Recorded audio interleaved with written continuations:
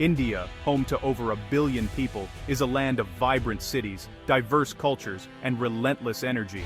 Every day, millions travel across its vast landscape, relying on a transportation system that is both the nation's lifeline and a symbol of its challenges.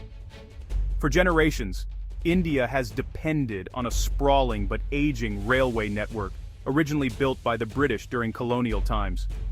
These tracks have carried dreams, hopes, and the daily hustle of countless Indians, but they now struggle to keep up with the demands of a rapidly modernizing nation. Enter the Dream, a state-of-the-art, high-speed bullet train system designed to connect major cities like Delhi, Mumbai, Chennai, and Kolkata. Imagine gliding across the country at lightning speed, shrinking distances and bringing people closer than ever before. But such a vision comes with a hefty price tag, a staggering $100 billion. This isn't just a number, it represents one of the largest infrastructure investments in India's history. The bullet train project was never just about faster travel. It promised to transform the nation's economy, generate millions of jobs, and showcase India's ambition and technological prowess on the global stage. The plan was bold: thousands of kilometers of brand new tracks, futuristic stations equipped with the latest amenities, and the world's most advanced train technology, all tailored for India's unique needs. The first step was a pilot corridor between Mumbai and Ahmedabad, a crucial test case, a proof of concept that would set the tone for the entire nation. If successful, it would pave the way for a network that could revolutionize travel across India. Success on this route would mean more than just faster journeys. It would unlock a nationwide high-speed rail network, dramatically slashing travel times, boosting economic growth, and connecting people and businesses like never before. But such an ambitious project couldn't be realized by India alone. The country needed a partner, one with world-class expertise, cutting-edge technology, and the financial muscle to make this dream a reality. The Indian government reached out to global leaders, inviting them to join in building the backbone of a new, modern India. It was a call for collaboration, innovation, and shared vision. The world's top rail companies quickly recognized the massive business opportunity. They saw not just a project, but a chance to be part of India's transformation story. India was ready to invest, but it was looking for more than just contractors. The nation sought true partners, those willing to finance, share knowledge, and transfer technology to empower India's own engineers and workers. With the world watching, the stage was set for a partnership that could redefine India's future, turning the dream of a $100 billion bullet train into a symbol of progress, unity, and national pride. To truly grasp the scale of India's high-speed rail ambitions, it's essential to first look at the remarkable transformation that unfolded in China, a nation that engineered a high-speed rail revolution in record time. In just 2 decades, China constructed the world's largest and most advanced high-speed rail network, stretching over 45,000 kilometers and seamlessly connecting nearly every major city across the country. This vast web of steel and speed has become the backbone of modern Chinese transportation. Trains now zip along at astonishing speeds of up to 350 kilometers per hour, shrinking distances dramatically and transforming the way people do business, travel for tourism, and even commute daily. What once took hours, now takes minutes, opening up new economic corridors and opportunities. China's strategy was bold and pragmatic. Import cutting-edge technology from countries like Japan, Germany, and France, then adapt, refine, and innovate upon it, tailoring solutions to China's unique needs and challenges. The result? A thriving homegrown industry capable of building fast, reliable, and affordable trains, not just for domestic use but also for export to countries around the globe.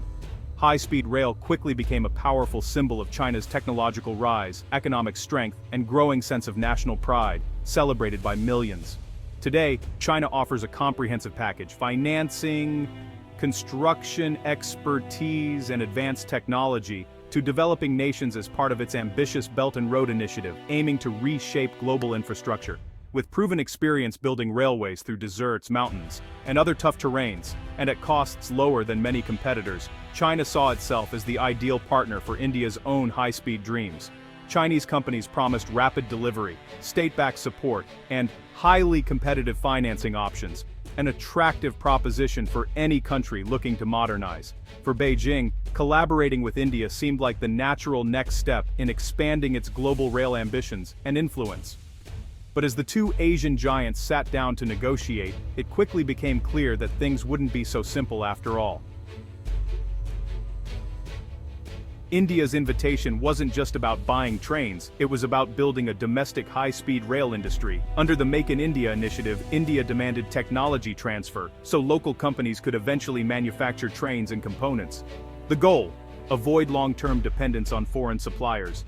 India also sought attractive long-term financing to make the project viable. The deal was meant to be a deep strategic partnership, not just a commercial transaction. China's track record and lower costs made it an appealing candidate. A partnership could fast-track India's rail ambitions and potentially improve diplomatic ties. Some in New Delhi hoped economic cooperation could ease political tensions.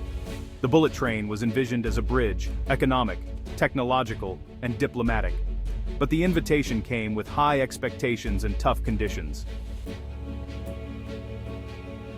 Despite the opportunity, China hesitated. The biggest issue, trust. Beijing doubted India's long-term commitment, fearing political shifts could derail the project. India's demand for full technology transfer was another sticking point. China, now a technology leader, was reluctant to hand over its hard-won intellectual property to a strategic rival. Financial risks loomed large. A $100 billion investment in a complex, unpredictable market was daunting. Chinese banks worried about delays, cost overruns, and uncertain returns. China felt India wanted low costs, cheap financing, and complete technology transfer, while offering little in return. Empowering a future competitor didn't make strategic sense for Beijing. The risks outweighed the rewards. In the end, China decided to walk away. India and China, neighbors, ancient civilizations, and rivals, share a relationship defined by deep mistrust. Despite centuries of cultural exchange and trade, the modern era has seen their ties strained by suspicion and competition. Unresolved border disputes in the Himalayas have led to military standoffs and a constant security dilemma. Each side fortifies its position, wary of the other's intentions, and the threat of escalation always lingers in the background. Allowing a Chinese company to build critical infrastructure inside India was seen as a strategic risk by Indian officials. The fear was not just about technology, but about sovereignty and control over vital national assets. China's growing influence in the Indian Ocean and its alliance with Pakistan only heightened suspicions. For India, these moves seemed to encircle and pressure it, fueling anxieties about regional dominance. Every contract clause was scrutinized for hidden motives. Negotiations dragged on, with both sides second-guessing each other's intentions, and legal teams searching for loopholes or potential traps. India feared strategic vulnerabilities, China feared technology theft and political gamesmanship. Both countries saw risks in cooperation, making even simple agreements feel perilous. Without trust, a long-term partnership was impossible. Promising deals fell apart at the last minute, and opportunities for progress slipped away. The border dispute and broader geopolitical rivalry made negotiations fraught. Every meeting was shadowed by history, politics, and the fear of giving too much away. Economic cooperation was overshadowed by security concerns. Even the promise of mutual prosperity could not overcome the barriers of suspicion and caution. The bullet train project became a casualty of geopolitics. What began as a symbol of progress and partnership ended up stalled, a victim of forces beyond business or engineering. The dream of collaboration crashed against the hard wall of mistrust. Hopes for a new era of connectivity and growth were dashed, leaving only disappointment and regret. For now, business and politics remain inseparable. Until trust is rebuilt, the shadow of geopolitical rivalry will continue to loom over every potential partnership, shaping the future of both nations. The roots of mistrust run deep, shaped by colonial-era borders and post-independence ambitions. Disputes over Aksai Chin and Arunachal Pradesh have kept the 3,488-kilometer border undemarcated and tense. The 1962 Sino-Indian War left a lasting scar, institutionalizing suspicion in India's leadership. Periodic clashes, like Doklam in 2017 and Galwan in 2020, keep tensions high. Each flare-up sparks anti-China sentiment and calls to boycott Chinese investments. In this volatile climate, a multi-decade infrastructure partnership is politically impossible. The risk of backlash is too great for any Indian government. The unresolved border remains a permanent brake on deeper cooperation. Technology transfer was the deal-breaker. India insisted on learning to build and maintain high-speed trains, part of its strategy to become a manufacturing powerhouse. The goal, self-sufficiency, lower long-term costs, and future export potential. China, having invested heavily in its own technology, was unwilling to hand over its crown jewels. Railtech is a strategic asset and a source of national pride for Beijing. Giving it to a rival could create a future competitor. This tension is common. Developing nations want tech transfer, while leaders want to protect their edge. China, once a recipient, now faced the same dilemma from the other side. It was willing to build and operate the railway, but not to give away its core technology. The gap proved unbridgeable. With China out, India turned to Japan, the pioneer of high-speed rail. Japanese Shinkansen technology is renowned for safety and reliability, though more expensive. The partnership made strategic sense. Japan is a democracy, shares India's concerns about China, and is a Quad member. Collaborating on the bullet train deepened their strategic ties and countered China's Belt and Road Initiative. Japan offered a generous loan, over 80% of the Mumbai-Ahmedabad corridor's cost, at just 0.1% interest, repayable over 50 years. The deal was about more than trains, it was about a long-term alliance. The project has faced delays and rising costs, but political will remains strong. Construction is underway, symbolizing the Indo-Japanese partnership. India chose trust and alignment over the lowest price. The bullet train is now a statement of strategic priorities.